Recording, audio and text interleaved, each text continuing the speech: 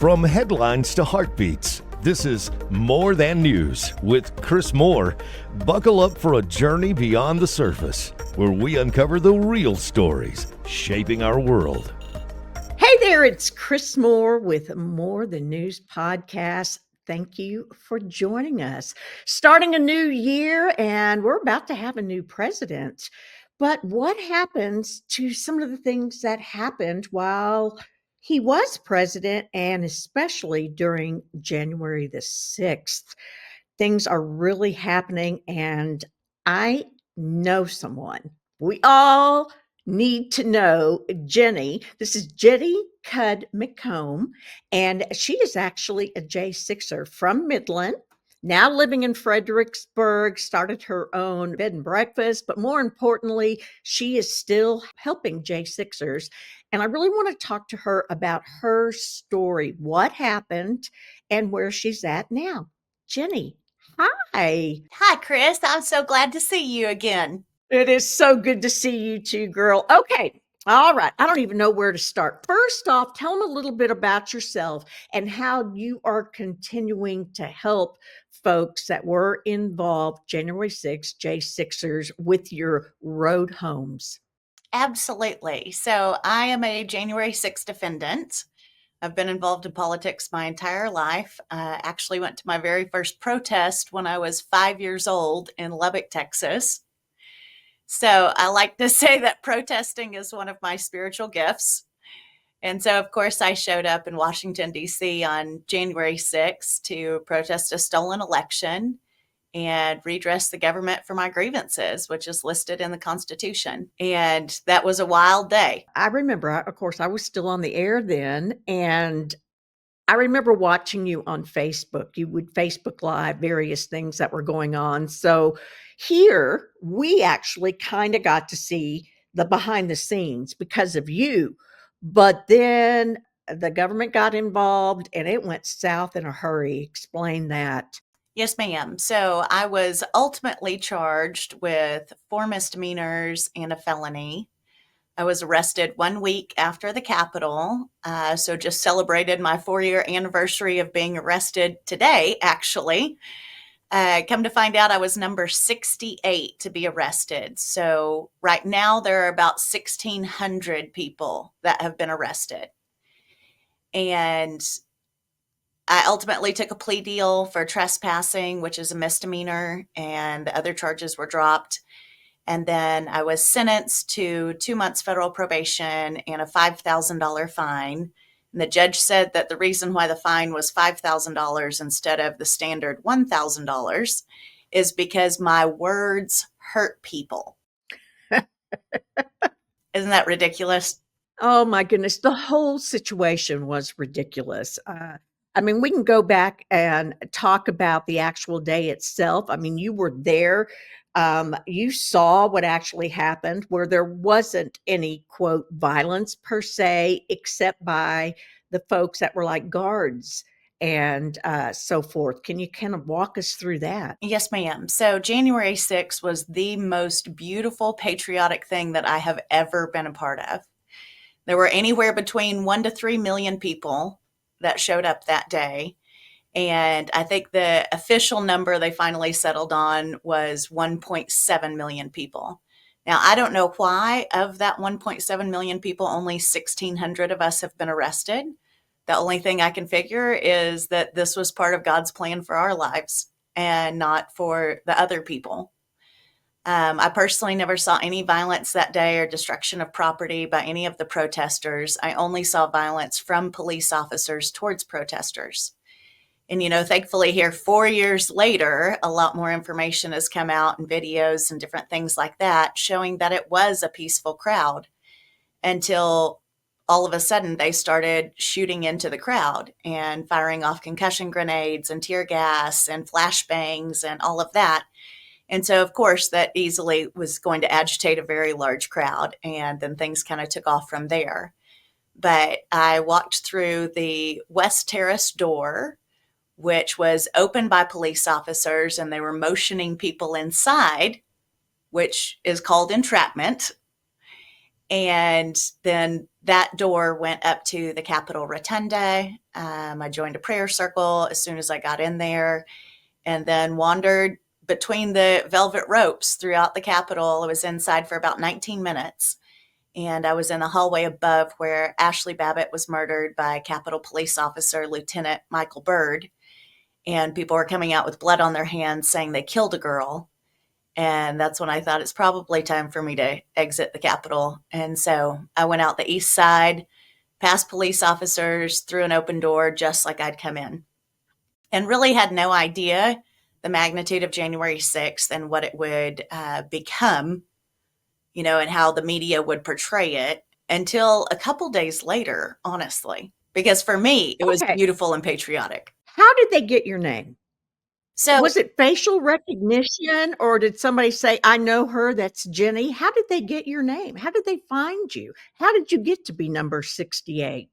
Well, so there were 1,200 tips to the FBI about me, which is ridiculous. As you know, I've always lived a very public life. My Facebook account, Yes, none of that stuff is private because I don't have anything to hide. And the way that I became infamous on January 6th is because that evening I sat down and recorded a 27-minute long Facebook Live video talking about what I had seen and experienced that day. And somebody took a 1-minute clip out of that and put it on Twitter, and it got 7 million views in 2 days. And that's what started. And they didn't like that. Yeah, they did not like that at all. So here we are. It's 4 years later. Well, let's go back and talk about, you got home. You had 1,200 people rat you out, basically, for just being there at this wonderful celebration that we know former President Trump, now President Trump, stated a peaceful gathering during the January 6th. And they show up. You had a flower shop back then. Yes. Tell them what happened 4 years ago today. So 4 years ago today was the day that I was going to reopen my flower shop after it having been closed for a week, because we had so many constant hate calls and death threats. And I mean, the most horrible things from people all over the country that would literally eat up the phone lines 8 hours a day. And so all of my employees my former employees that I had at the flower shop, they were all terrified. Their families didn't want them to come back to work for me. They used to bring their kids to work, when they were out of school, different things like that. And I mean, everybody that was connected to me somehow, even if we were just friends on Facebook, before Facebook shut down all of my accounts, all of these crazy yahoos across the country started going after those people too, and attacking them and attacking their businesses and leaving bad reviews. I mean, it was obnoxious. It was absolutely obnoxious. And so we finally decided that we were going to reopen the flower shop on January 13th, 1 week later. And so my now husband and I got up to the shop about 30 minutes early to kind of start getting everything ready. And 10 minutes before my employees were supposed to show up and we were going to open up the flower shop, the Midland Police Department showed up with 7 vehicles, 8 police officers in full tactical gear, carrying long arms, and 2 attack dogs to come arrest little old me. Now, as you know, you are a troublemaker. I'm obviously, yeah, I am. Ridiculous. Yes. As you know, Kris, I ran for mayor of Midland in 2019. Yes, ma'am. I do remember. Everybody in town knows me. I'm friends with the chief of police, the sheriff, county judge. I mean, you name it. And had always supported law enforcement and military causes. And there was no option of, hey, Jenny, come down here. We need to talk to you. Right? They show up with this massive show of force to pick me up and take me in because they were executing a federal arrest warrant. And there's a whole lot of illegal things on that I'm not going to talk about because it didn't happen the way that it's supposed to by the law. But the Midland Police Department arrested me. They took me to the FBI in downtown Midland, and where I invoked my rights. And they were so disappointed. They said, oh, really? Because if you'll just answer a few questions, then we can really help you. And that's not how that works with the feds. No. And then the FBI, now at the time, on the day that I was arrested, I was only charged with 2 low-level misdemeanors. So keep that in mind too, with this massive show of force and obnoxious display. And so then the FBI takes me to the U.S. Marshals, who were wonderful. They were so professional. They thought the whole thing was ridiculous. But they had to shackle me by my hands, my feet, and around my waist and put me in a federal holding cell, which is exactly like every prison movie you've ever seen. And then they got me in front of the magistrate judge that day, and he read me my 2 low-level misdemeanor charges and then released me on a personal recognizance bond. And so I'm very grateful. I never had to spend a single night in prison. Okay, one question I have to ask you is the 1,200 people that really turned you in and who they turned you into, I don't know, FBI, feds, whatever. Were they real people or were they, do you feel like, maybe plants to do this? No, I think they were real You know what I people. mean? Yes, I do. At the time, I never got to see the list, but my lawyer did get to see the Excel spreadsheet of who called the FBI and what it is that they said about me and all of that. And a lot of them were just, really stupid things like, oh, she lives in Midland, has a flower shop, or this is her home address, because everybody's home address is pretty easy to find. And the feds were already staking out my house anyway during that week between the Capitol and my arrest. And then there were a handful of people that, I had been friends with before, and that for some reason just decided that that was the right thing to do at the time. So I don't believe that they were bots or plants or, something like that. I mean, it's been 4 years now. And so we have a lot of emotional space between what happened on January 6th and the media reaction and how it is today, where the vast majority of people believe that the J6ers should get pardoned and should be released from prison.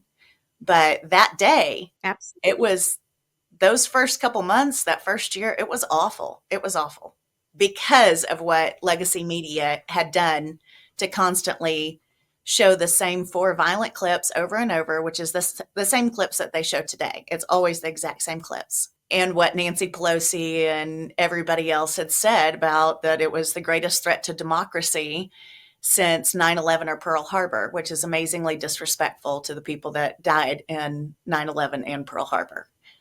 Because it was J6 at no point was ever a threat to democracy, and we're actually constitutional republic, so that word always bothers me. But it was, in my opinion, the total reason behind January 6th is, and the reaction to it, is to send a loud and clear message to everyday Americans to never stand up to their government, because the government will come and ruin your life. And they certainly tried that. Jenny always kept me and our radio station updated. Now, there was only limited information that we could literally share also on the air, but I know the struggles that you went through and how behind the scenes, this is what I love about you so much. You're there, you are patriotic, you love our nation, you love God, you love Texas. And you go there just because this is such a wonderful opportunity. All of this goes down. And what do? After you've been shackled and hauled off to jail and thrown all of these accusations at? You're still fighting. Yes, ma'am. You're still fighting for the folks that were arrested and to get the truth out of what happened during January the 6th. It's all about loving your nation. It's all about justice. So, Trump starting January 20th. I know he is already saying all kinds of things. You may know more than, because whatever you hear in mainstream media, we all know you got to take with a grain of salt. So, how many J6ers are still in prison today? So A general amount. There's about 243, I believe, that are still incarcerated. Now, a lot of those people are serving out their sentence from January 6th. for whatever trumped up charges that they were convicted of, because you have to remember that not a single one of us, 1,600 people that have been prosecuted for January 6th, all of those were in D.C. courts with D.C. judges and D.C. jurors. So nobody couldn't get your own attorneys. Well, we could get our own attorneys. Some of us could. I had a private attorney, and I'm very grateful for that. But pretty soon after my sentencing in March of 22, it turned into where it didn't matter what you did, what you were charged with, anything like that. You were going to prison. You know, it may have only been for 30 days, but you were going to prison. And the amount of people that have been sent to federal prison on misdemeanor charges alone is horrifying, because that's not who goes to federal prison. Those are always felonies. And so anyway, of the 243 thereabout number of people that are incarcerated right now, there are still several people who have been incarcerated for over 4 years now that have never had their day in court. They have never been convicted of anything, even though we know, based off of the 1,600 cases, that they will be convicted. They will be found guilty on all charges. And a lot of these guys that have been held for 4 years pre-trial are military veterans. They have been especially demonized. So out of 1,600 people, there are 186 military veterans. And a lot of these guys have over 20 years of honorable service to our country. A lot of them are special forces, have trained special forces, have been deployed multiple times. I mean, we have literal war heroes that are January 6th defendants. And on January 5th of 2021, they were all considered American heroes. And on January 6th of 2021, they were all considered domestic terrorists, white supremacists, vast right-wing conspiracy theorists, radicals, whatever, you name it. And nothing changed with that person. Nothing changed with that veteran and how they love and serve our country. And the government decided that because of their specialized military or law enforcement training, that they were a threat to society and that they had to be incarcerated this entire time. And some of them have never even been to trial yet. So to kind of segue into what we expect President Trump to do, because there's a lot of us J6ers that have been in this fight since day one. There's a lot of people that have never poked their head up and they just hope to put it behind them and get their old life back, which you're never going to get your old life back. But there's a whole lot of us that have been in this fight and advocating for other J6ers for 4 years now. And so we expect on January 20th that President Trump will give all 1,600 of us, all of us, a pardon of innocence. So there's two types of pardons. The one that everybody knows is a pardon of forgiveness, which means that you were guilty. A pardon of innocence has only ever been used once, and it was when President Trump gave it to General Flynn. And it means that you were not guilty and that none of this should have ever happened. And so we are expecting, and a lot of our people in the January 6th community are in contact with Trump and with Trump's team and with Trump's lawyers and all of that. And we are expecting a full pardon of innocence, commutation of sentences, total exoneration, expungement of records. And we believe, and it's biblical, and it gets me emotional.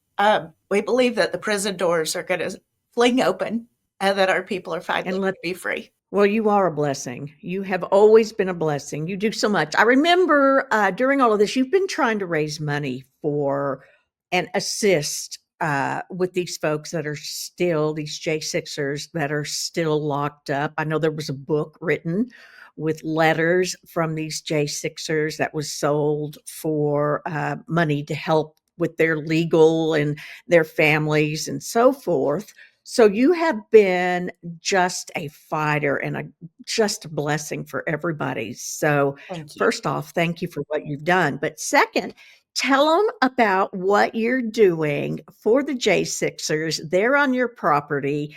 And I'm going to try to find some pictures and post it down at the bottom after the podcast is published so folks can see that or add it to the feed itself. But they're called Road Home, J6 Road Homes. Please tell everybody what that is, what you're doing, and how they can help. Yes, ma'am. So my ministry to help J6ers rebuild their lives after prison is called j6roadhome.com. And this is a concept that I've been working on for, honestly, since I got off of federal probation 2.5 years ago. I started to realize that there are a ton of January 6th organizations that I'm a part of and have been, Right. that are focused on helping the J6er today. You know, how do we write letters to them while they're in prison? How do we take care of their wife and kids and make sure they don't get behind their mortgage or get their car fixed, or, you know, different things like that while they're incarcerated? How do we put money on their commissary so that they can buy shoes and a pillow and protein to eat? Because the prison system doesn't have to give you any of those things. And so I've been a part of all these different organizations that have done all these wonderful things to help the J6ers while they're incarcerated. And I started noticing that nobody's working on what do we do with them when they get out? Because we early on realized that everybody was going to prison and that they weren't going to get out during the Biden administration for sure. And so I started thinking, okay, I have to build something that's big enough to where we can house and feed and employ these guys. I mean, there's ladies too, but it's mostly men, as they get out, and then help them to build a new life, you know, get back on their feet. I mean, I could tell you horror stories for hours about J6ers who have lost everything, that had a business and they lost the business because of, you know, all of the horrible reviews, or if they lived in a liberal city or something like that. A lot of them, their wives were forced to sell their homes in hopes of getting a decent attorney, thinking that that would have any kind of influence on whether they went to prison or not, which it doesn't. And then there's a lot of them too that while they were incarcerated, they have received Dear John letters, and their wives have divorced them and taken full custody of the children and everything like that. I mean, horror stories, true horror stories. And all because that person cared enough about their country to show up one day and to go to President Trump's rally. That's it. There's people that have been, have had their entire lives destroyed, that only went to go hear President Trump's last speech and never even walked to the Capitol that day, and have been locked up for 4 years. I mean, there's no rhyme or reason to any of it. And so back in the summer of 23, God gave me this idea to buy this place in Fredericksburg. I've wanted to live in Fredericksburg since I was 8 years old. It's the first time I ever came down here. I got married in Fredericksburg. Like, I just think it's magical. And so, It is. It's beautiful. And you got to come see my place. I'm going. And Trust me. And that's a whole long, like 8-hour story about how we were not qualified, and God told the bank to give us a giant loan to buy this property that's been an existing bed and breakfast for 30 years. And I had looked at this specific property for 3 years and shared it with my husband and shared it with friends and tried to put together enough investors to buy it and all these different stories. And I just kept thinking, it's perfect. It's perfect. It's perfect. It's magical. And by magical, I mean like God's magic, right? What I believe is that it's consecrated land. And so God figured out all the details. My husband and I moved down here in September of 23. And so what we're doing now is we are building 5 tiny homes to house the J6ers. We have this amazing network of community members and business leaders, and I mean, just unbelievable people that are willing to hire and feed and, you know, help the J6ers heal. So we literally have a job network now of jobs from Houston to Midland in all different types of industries. We've partnered with a national telehealth organization of doctors and counselors and other medical professionals that are willing to offer all of their services for free to the J6ers. We're partnered with our local church here, which is accepting tax-deductible donations for us. And of course, we also have pastoral care, different things like that. We have banking set up with Old Glory Bank, which was founded by John Rich, Larry Elder, and Oh, Dr. Ben Carson. oh my goodness. Yes. I need to join that bank. Yes. Everybody needs to join Old Glory Bank. It's wonderful. I'm going to write that down. I'll get the information after. And then we also have an accountant, a CPA out of Florida that's willing to do all J6ers taxes for free because you're still expected to file your taxes even if you're locked up, Oh, of course. which is Yeah, ridiculous. of course. Government's got to get their money. That's right. And so we've been working tirelessly on this effort to get all of this network together because they don't just need somewhere to live. They need a way to learn a new skill or to start a new business or learn a trade, something like that, and to build a new life, honestly, because you can't ever go back to the life that you had, right? Those are over. Right. And so we launched our website, j6roadhome.com, in early December. And the outpouring of support is, it's God miracles, right? It's God business. We've raised over $50,000 in small donations. And the smallest donation is $5, which is my favorite because I feel like those people actually gave everything that they could. And the largest donation is $5,000. We're partnered with our church to accept tax-deductible donations. And then I've started, going on podcasts and shows and doing interviews and all of that kind of stuff. We have all of the electrical work donated. We have 2 general contractors that are outside, framing out and putting walls and doors and windows and everything right now that have donated all of their time and efforts. 2 of our very precious neighbors that live out here close to us donated, paid for the water well and the septic system. And we have people that bring furniture over and drop it off, and just all kinds of different things. And it's really an amazing community effort. And so the contractors keep telling me that we're going to have the first tiny house done by next Monday, by Inauguration Day. Oh my goodness. So you can have all kinds of celebrating going on the 20th. Yes. I don't know if that's going to happen. I think that's on God's timing. So we'll see because we got a lot of work to do. But I've already got 2 guys that are coming to live here. And I've had countless other people and family members that have called me and said, hey, I want to get more information about your program. My son's locked up right now and he's interested in coming and building a new life.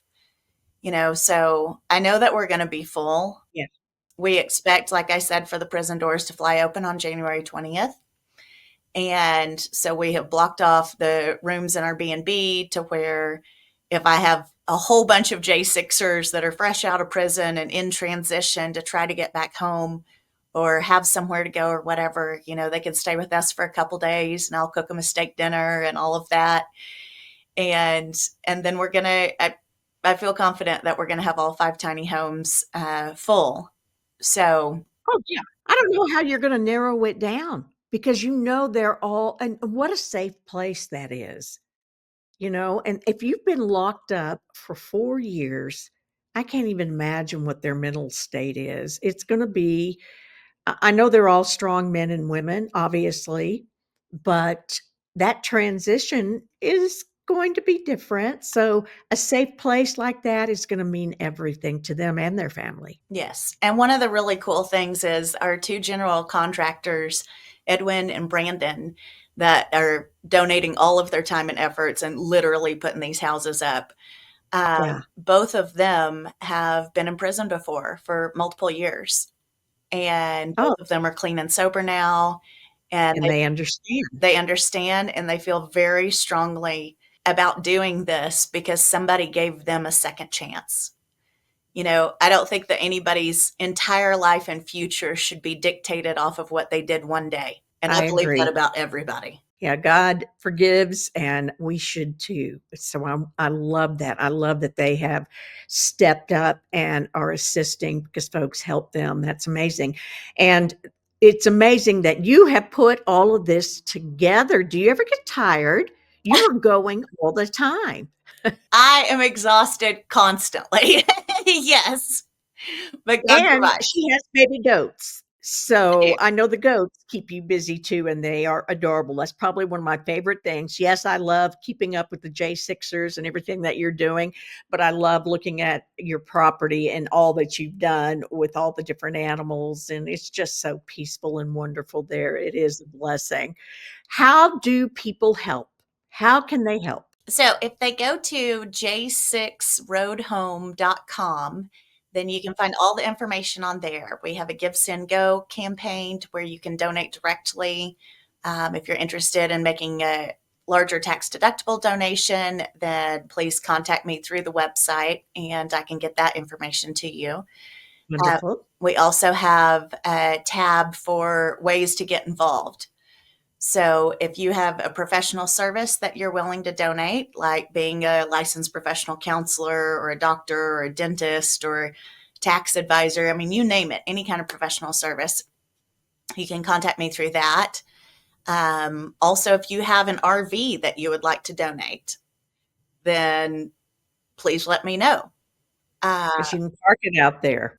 We can park it out here. And then as these guys start to get jobs and move on to different places, then that would be a phenomenal thing because then they could take their house with them, right? Mhm.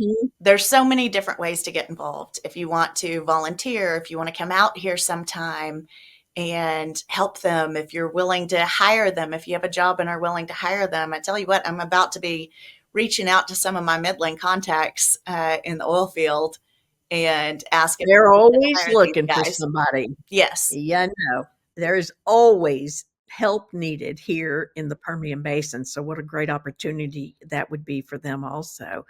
So you know that I'm going to help any way that I can, Thank you. but I definitely want anybody that's listening or watching right now, if they're going, I want to help. I didn't know that I could do this. I've been wanting to help. I didn't know. Or this helps them see what actually happened on Yeah. January 6th. So you, like I said, again, it's just a blessing that you share your story because a lot of people really do not understand and don't know unless someone like you steps up. Yes, ma'am. And two, I've been amazed at how creative some of our donors have gotten from hearing me on podcasts like this and different things, and then contacting me Yeah. through the website. So we've had two separate people have donated cars, which is wonderful. Yeah. Title in hand, paid off cars. I mean, they're older cars, but they still work just fine. And so now I have something for these guys to drive, right? Uh-huh. Also had a lady contact me and ask if she could order 2 sets of sheets from Mike Lindell's mypillow.com. And I And said, we all love Mike absolutely. Lindell. Yes, we do. Yeah, And I'm going to we love contact Mike Mike as Lindell. well and ask him if he'll send all of the towels, the blankets, everything. I And think he so will. that sweet lady sent us 2 sets of sheets. We've had, people come and drop things off, just all kinds of things that people have gotten so creative about. So yes, we need the money to buy the building supplies to get the houses up and to help these guys get back on their feet. But there's also so many other things. They need cell phones. A lot of them are going to need clothing. There's so many different things that have to come into place. I mean, we're talking about building a whole life. So you think of all the different aspects of your life, what's involved in that, and then just pick whichever one sticks to you and contact me at j6roadhome.com. Jenny, I got to thank you so much. I know she's got 2 more interviews later on today. So you're going to be a busy girl getting the word out, which is so very important. Yes, ma'am. So thank you. Thank you for what you've done. Thank you for sharing your story. And more than that, Thank you for being an inspiration. I hope everybody gets involved and helps whichever way they can. So give them the website one more time. j6roadhome.com. And you can also find me on Facebook, all of our updates. My account's public, and that's under Jenny McCombs.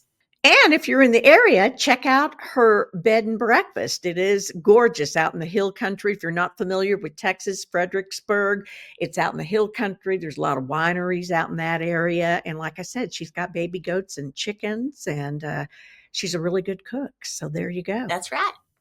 All right. Well, Jenny, again, I appreciate you so much. I will be coming to your establishment soon. And if you need anything from me, please reach out. Yes, ma'am. Thank you, Kris. You bet. We want to thank everybody for joining us today in the More Than News podcast. If you are listening or watching, be sure and hit that subscribe button so you'll get all our podcasts coming up in the future. Got to thank Jenny McCombs, Cud McCombs, for being a part of the show today. And we hope that you have a blessed day and week. You've been listening to More Than News with Kris Moore. Join us next time as we continue to dig deeper, ask tougher questions, and bring you the insights that truly matter.